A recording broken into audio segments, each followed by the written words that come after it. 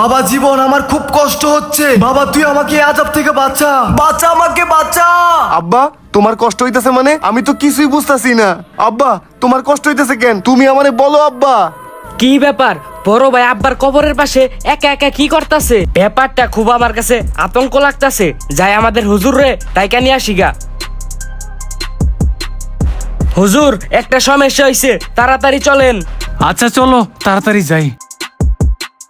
হুজুর, আমার ভাই আছে না, আমার বাপের কবরের সামনে একা একা কার সাথে কথা বলতাছে।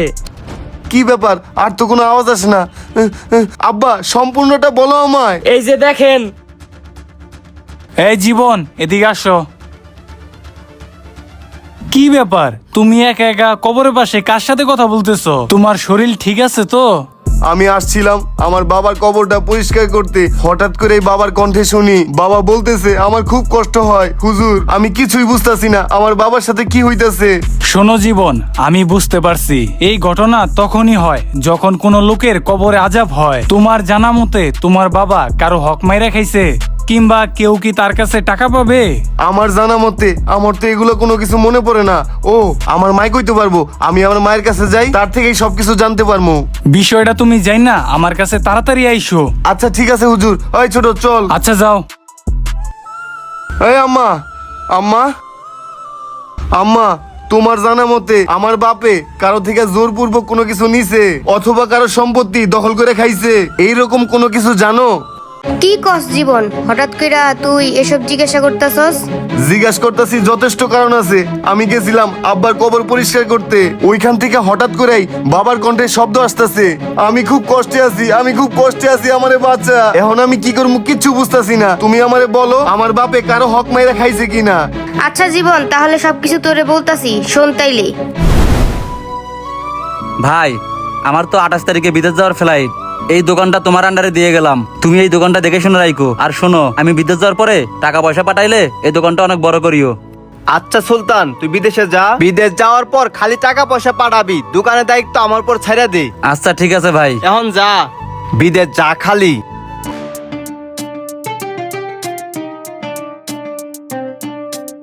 ভাই, এটা কি আমার সেই দোকান না যে দোকান তুমি বড় করছো? তোর দোকান মানে? এটা তো আমার দোকান। আর তুই যে দোকান দিয়ে গেছিলি এটা তো লস খাই শেষ হয়ে গেছে। আর তুই 6 বছর কই আছিলি? তুই নাকি মারা গেছস, আমরা তো এটাই জানি। আমি দালালের পাল্লায় পরে বিদেশ গেছি, 1 বছর তো ভালো ইনকাম করছি এবং টাকা পয়সাও পাঠিয়ে দিছি। যখন আমার ভিসার মেয়াদ শেষ হয়ে গেছে তখন আমারে ওখানকার পুলিশ আমারে 6 বছরের জেল দিছে।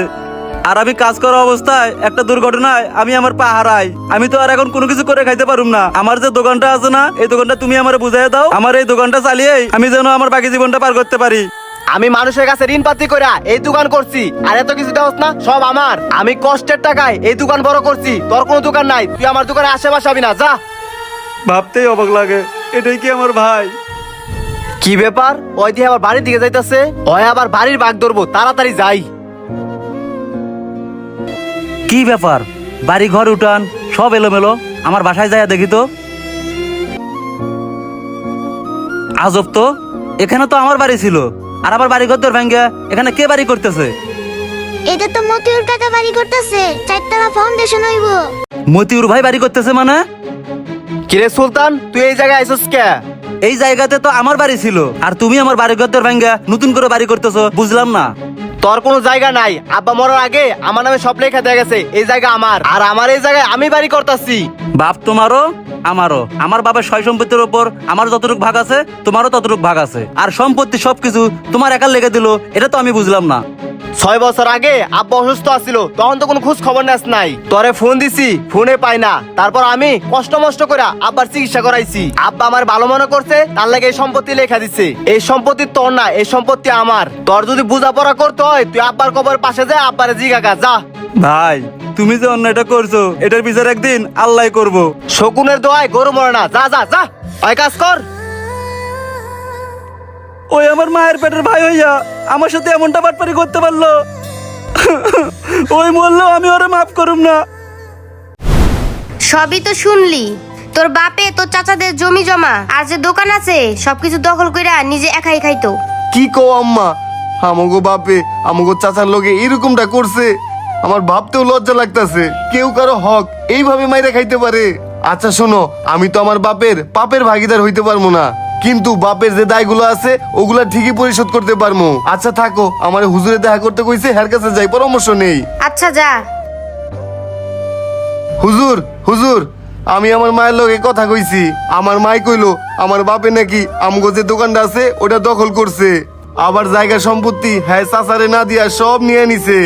হয়তো এর জন্য তোমার বাবার কবরে আজাব হচ্ছে, যার হক তাকে ফিরিয়ে দাও। হয়তো তোমার বাবার কবরে আজাব আল্লাহ তাআলা ক্ষমা করে দিতে পারে। আমি এখনই যাইতাছি, যার হক আমি তারে বুঝাই দিমু। যাও। আল্লাহু আকবার। কাকা কাকা, আপনার লগে কয়টা কথা ছিল, একটু শুনেন। তুই এনে আইসস কে? তোর সাথে আমার কোনো কথা নাই, জান থেকে যা। আমার বাপে আপনার লগে যে অন্যায় অত্যাচার করছে, সম্পত্তি ভোগ করে খাইছে, আপনার দোকান বাপে নিজের নামে করে নিছে, সবই আমি শুনছি। তখন আমরা ছোট ছিলাম, তখন তো বুঝি নাই আপনার লগে এরকম অন্যায় অত্যাচার করছে। আপনার যত সম্পত্তি আছে, দোকান আছে, সব আমরা আপনারে বুঝাই দিমু। তারপরেও কাকা, আমার বাপরে আপনি মাফ করে দেন। আপনার এই হকের সম্পত্তির জন্য আমার বাপের কবরে আযাব হইতাছে। তোর এই বুঝতে যদি তোর বাপে বুঝতো, তাহলে আজকে আমাদের দুই ভাইয়ের মধ্যে এরকম দূরত্ব বাড়তো না, বুঝতে পারছিস? এখন আপনি চলেন, আপনার সম্পত্তি আপনি বুঝে নেন, চলেন। আচ্ছা চল। মানুষের যা হক সব আমি বুঝাই দিছি, এখন যায় দেখি আমার বাবার কবর থেকে কোনো শব্দ আসে কিনা।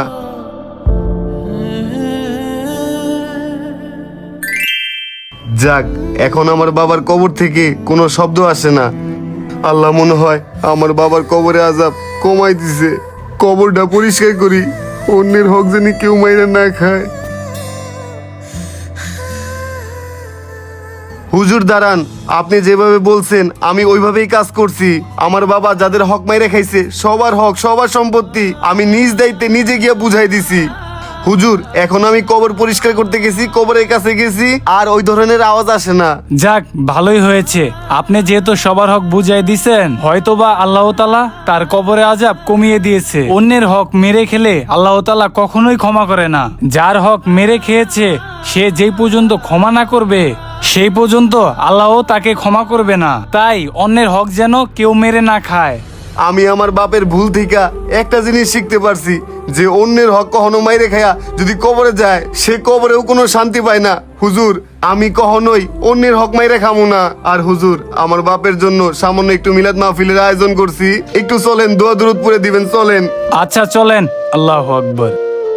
গাইস, এই গল্প আমাদের একটি শিক্ষা দেয়, অন্যের হক মেরে খেয়ে কেউ কখনো শান্তিতে থাকতে পারে না। মৃত্যুর পর আফসোস করার আগে জীবিত অবস্থায় মানুষের হক মানুষকে ফিরিয়ে দিন। সন্তান আপনার সম্পত্তির উত্তরাধিকারী হতে পারে, কিন্তু আপনার অন্যায়ের উত্তরাধিকারী হওয়া ঠিক নয়। যাই হোক গাইস, আজকের ইসলামিক ভিডিওটা এই পর্যন্তই। আপনিও যদি আল্লাহর কোরআনকে ভালোবেসে থাকেন, তাহলে এই ভিডিওটা একটি করে শেয়ার করবেন প্লিজ। Thank you.